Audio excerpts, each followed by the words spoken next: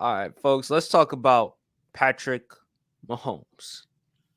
I've said, champ, I've told you who are my top five quarterbacks of all time. Brady's number one, Montana's number two, Mahomes is third. I got Peyton at fourth. I got Aaron Rodgers at fifth.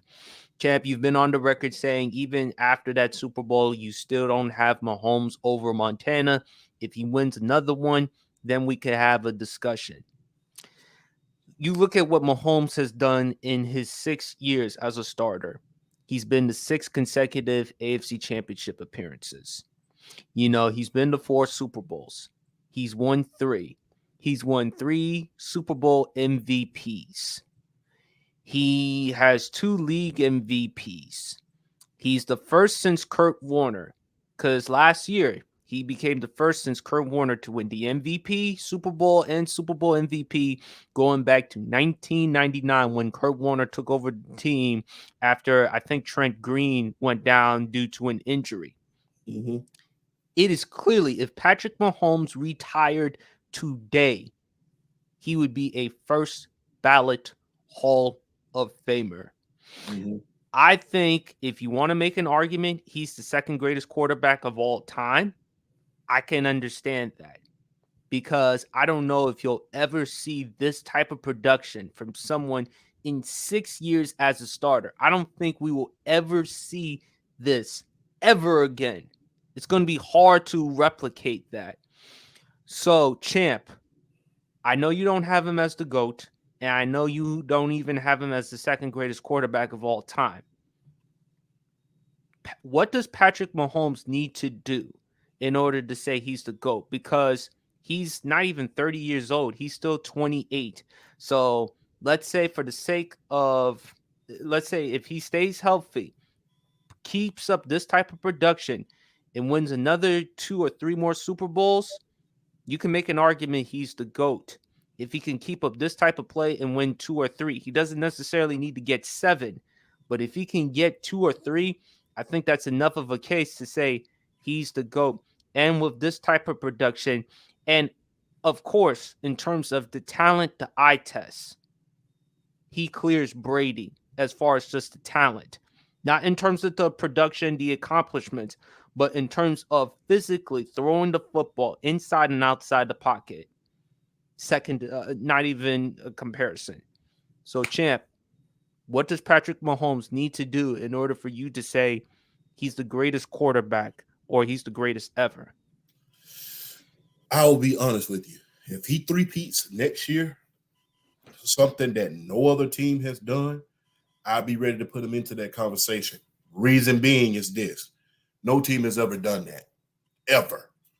And we've seen a lot of teams that were capable of doing that, more than capable of three-peating, lose in dramatic fashion.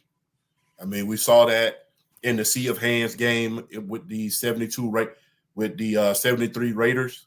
Excuse me, the 74 Raiders and the Miami Dolphins. Miami Dolphins was going for a three-peat on the heels of that undefeated season. We saw that happen. We saw the 76 Raiders beat the Pittsburgh Steelers after Terry Bradshaw and Franco Harris went down to that NFC Championship game.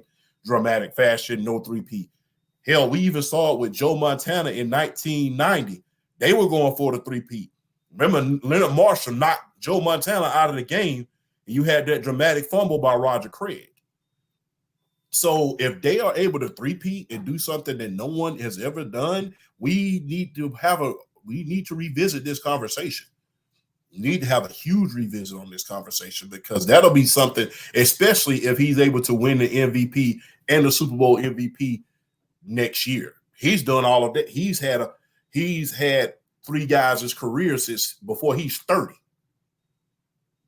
He's had 2 Hall of Fame careers before he's 30 years old. I mean, but we have to be careful about that as of right now because we've seen a lot of quarterbacks come into the league, have a good first couple of years, and then the last couple of years, then on the back end of it, have some really, really thin years. We saw that happen with Troy Aikman. And as much as everybody don't want to talk about it, we saw that happen with Kurt Warner for a couple of years before he made it back to the Super Bowl with the Arizona Cardinals. We saw him come in for those first couple of years with the St. Louis Rams, be the greatest show on turf, then kind of fell off at the end once he got injured, and then sputtered in New York. And then when they finally was able to put him in a good place in Arizona, then he picked back up. But we've seen a lot of evidence of guys who have this real hot start, but then breeze out. I mean, and we even saw that with Tom Brady to a certain extent. He didn't go back to his next Super. He didn't win his next Super Bowl until I think was it 2000 and the Seahawks Super Bowl. He didn't win his fourth Super Bowl until then. It took him 10 years to get to. Yeah, it took him another 10 years to get to another Super Bowl. So we've seen guys, get a hot start and not get back for a very, very long time. We even seen guys win MVPs, get to a Super Bowl, and then never see him again in the Super Bowl. So as long as his production keeps up, and and that's a huge if, he three-peats next year, because you can rest assured everybody's for the gun for you. They trying to make sure you're not going to do something they're trying to make sure that no three-peat ever happens in the NFL. So teams are going to be gunning for you. You're not going to be the hunter. You're going to be the hunted. So if he's able to do that next year with everybody gunning for you and everybody healthy next year, and like I said, that's a big if, because we saw a real litany of injuries this year, especially to the quarterback position, especially with everybody being healthy next year and revamped and recharged next year. If you do that, especially in the AFC right now, where the quarterback play is just impeccable, we need to have another conversation, because Joe Montana played the better defenses, but as far as quarterback play, by far, it has to be Mahomes. I mean, like I said, they call him the Jordan of this generation for a reason. He's stopping the MVP. He's stopping some of the most dynamic guys like Lamar Jackson from winning Super Bowls. One of the most dynamic running quarterbacks we've seen since Michael Vick. He's stopping Joe Burrow. He's stopping Joe Burrow from making it to the Super Bowl. He's stopping Josh Allen from making it to the Super Bowl. He's stopping the top quarterbacks that we have in our top 5 from reaching Super Bowls. So, and then shattering their dreams. And then when these West Coast teams, when the NFC teams come, he's shattering their dreams no matter how good they are. So that's why they call Mahomes the Michael Jordan of this generation, because he's stopping guys from winning championships. Mm-hmm. Harrison, I'm going to let you go. Do you think with this victory, is Patrick Mahomes the GOAT? And if he's not, what does he need to do in order for you to say he's the GOAT? That's a good question. Sorry, I was looking at our cap space, and I just saw Taylor Moton, our right tackle, had like $29.7 million of cap space. I felt we got to structure his contract. Sorry. So the question is Mahomes the GOAT? No. I think he's the baby GOAT. I mean, we can all say that. I feel like he's like LeBron James, but people say it's Michael Jordan, LeBron. Which one are you picking? It's like apples and oranges. What you want? It's like TJ Watt and Myles Garrett. Which one do you want? But I think, how many Super Bowls he has? 3? He's been to 4 Super Bowls, won 3 with 3 Super Bowl MVPs. How about this? I'm going to make this short and sweet. Give him 2 more. 2 more Super Bowls. And we're going to we'll call him the GOAT.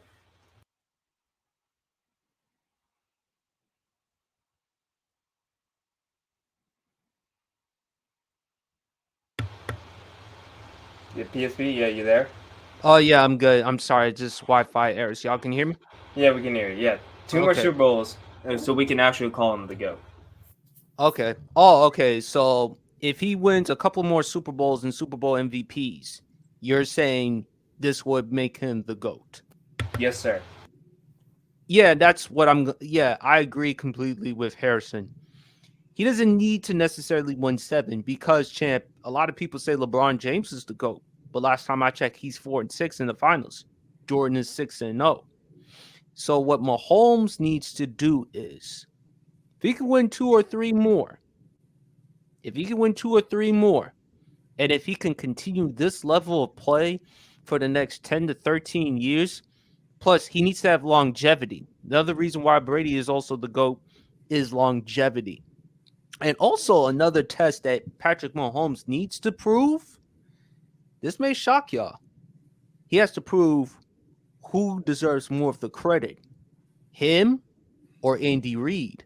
It's kind of like New England. Was it really Brady or was it really Belichick? Tom proved doubters wrong when he went somewhere else and won a Super Bowl in Tampa. And we've seen with Bill Belichick in New England how did that turn out since Brady's departure. Yeah. When you look at Andy Reid, brilliant, great head coach, went to 5 NFC championship games with Donovan McNabb, went to a Super Bowl, never won a Super Bowl. And since Philadelphia, because let's not forget what he did for Michael Vick in 2010. You look at Kansas City, before Patrick Mahomes, he had Alex Smith. And you could look at, well, with Patrick Mahomes, if you put anyone under Andy Reid, that quarterback will be just fine. But when you look at Patrick Mahomes, again, they traded in the draft to take him with the 10th overall pick, champ. They could have had Deshaun Watson if they wanted to at the time. And remember what Dabo Swinney, his former head coach, said. If you're passing up on him, it's like you're passing up on Michael Jordan. But he went with Mahomes because of the big arm, despite all the criticism Mahomes was dealing with.